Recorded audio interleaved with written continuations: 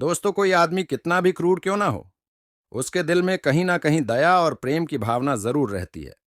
बस उसे जगाना पड़ता है। एक ऐसी कहानी आपको सुनाएंगे जो एक क्रूर कलिंग अंगुलिमाल और गौतम बुद्ध की है। दोस्तों, गौतम बुद्ध के जमाने में कौशल राज्य में अंगुलिमाल नाम का एक डाकू रहता था, जिसके हाथ हमेशा खून से रंगे रहते थे। वह लोगों की हत्या कर उनकी अंगुली काट कर उसे अपनी माला में पिरो लिया करता था। इसलिए उसका नाम अंगुलिमाल पड़ा था। वह बहुत क्रूर था। जिधर उसका इलाका था, लोग उस तरफ जाने से भी डरते थे। राजा ने उसे पकड़ने के लिए कई बार अपनी सेना भेजी, अनेक अनेक प्रयास किए, लेकिन सभी असफल रहे। बुद्ध ने अपनी दिव्य दृष्टि से यह समझा कि अंगुलिमाल के मन भी कहीं दया व करुणा की भावना सोई हुई है। बस उसे जगाने की आवश्यकता है। यह सोच बुद्ध उस ओर चल दिए जिस ओर अंगुलिमाल रहता था। लोगों ने बुद्ध को जाने से बहुत मना किया, लेकिन वे नहीं रुके।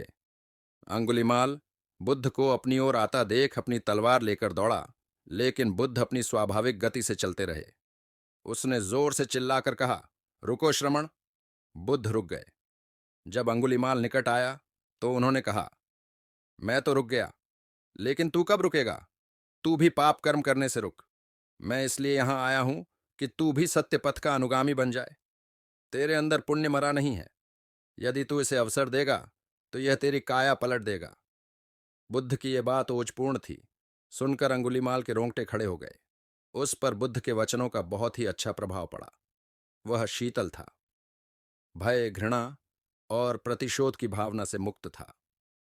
पहली बार किसी ने उससे इतने मृदु भाव से बात की थी। अंगुलीमाल ने कहा, आखिर मुनि ने मुझे जीत ही लिया। आपकी दिव्य वाणी मुझे हमेशा के लिए पाप विरत होने को कह रही है। मैं इस अनुशासन को स्वीकार करने को तैयार हूं। उसने अंगुलियों की माला उतारकर दूर फेंक दी और बुद्ध के चरणों में गिर पड़ा। वह उसी समय भिक्षु हो गया और कुछ समय के बाद उसे अरहत पद भी प्राप्त हो गया। ऐसी वीडियो आपको अच्छी लगती है तो चैनल को सब्सक्राइब कर दी।